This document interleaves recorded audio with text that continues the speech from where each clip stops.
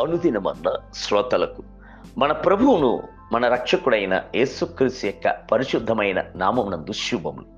నేడు 2025 సంవత్సరము నవంబర్ మాసము 4వ తారీఖు మంగళవారం నాటి ధ్యానాంశము. నా కొరకు ఎవరున్నారు? యోబు గ్రంథము 17వ అధ్యాయము 3వ వచనమునందు, దేవా, నా కార్యమును నీ మీద వేసుకునే ఏర్పాటు చేయుము. దయచేసి నా నిమిత్తము నీ అంతట నీవే పోటబడము. మరి ఎవడు నా నిమిత్తము పోటబడును? నాకంటూ ఎవరు లేరనియు, నా సమస్య ఎవరికి తెలియదే అనియు, నా పోరాట సమయంలో చేయుతనిచ్చువారు ఒక్కరును లేరే అనియు అనేక మంది కలవరపడుటను చూచుచున్నాము.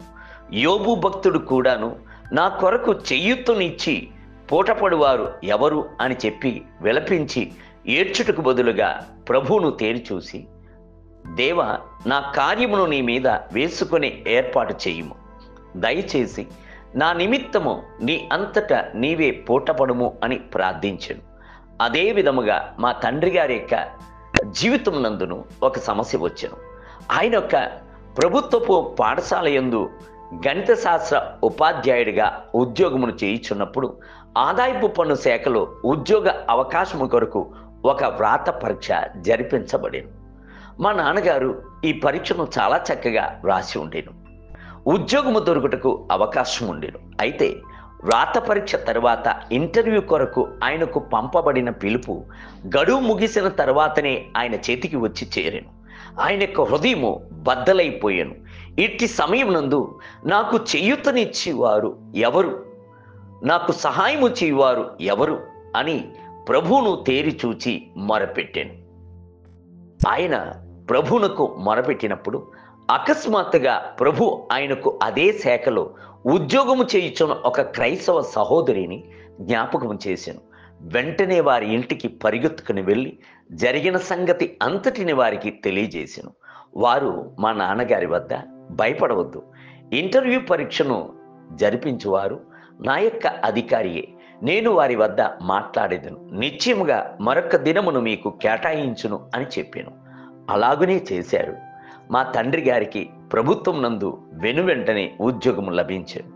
బైబిల్ గ్రంథం నందు 38 సంవత్సరాలుగా బెతస్తా కోనేటి వద్ద పండుకొని ఉన్న ఆ పక్షవాయు గలవాడు వేదనతో నీళ్లు కదిలింపబడుచున్నప్పుడు నన్ను కోనేటిలోనికి తీసుకుని వెళ్ళి దించువారు ఎవరున్నారు?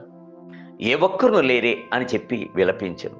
ప్రభు అతనిపై జాలిపడి, లెమ్ము, నీ పరుపుని ఎత్తుకుని నడుము అని చెప్పి అతనిని స్వస్థపరిచాను. నా కొరకు ఎవరున్నారు అని విలపించేటువంటి సందర్భము కీర్తనాకారునికి కూడాను వచ్చింది.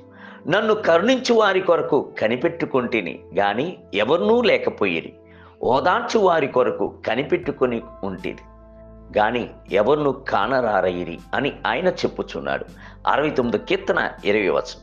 ఒక దినమున ఆ కీర్తనకారుడు తన నమ్మిక అంతటిని ప్రభుపై ఉంచి, ఆకాశమందు నీవు తప్ప నాకెవరు, నీవు కాకుండగా లోకములోనికి ఏదీ నాకు అక్కర్లేదు అని చెప్పాను. 73 కీర్తన 25వ వచనం. దేవుని బిడ్డలారా, నా కొరకు ఎవరున్నారు అని చెప్పి కలత చెందక, అధైర్య పడక, నా కొరకు ప్రభు కలడు అని చెప్పి ఆయన యందు విశ్వాసము గలవారై ఉండుడి. నేటి ధ్యానమునకే, ఇదిగో నేను యెహోవాను, సర్వ శరీరులకు దేవుడను, నాకు అసాధ్యమైన కార్యం ఏదైనది ఉండునా? ఇర్మియా గ్రంథము 32వ అధ్యాయము 27వ వచనం.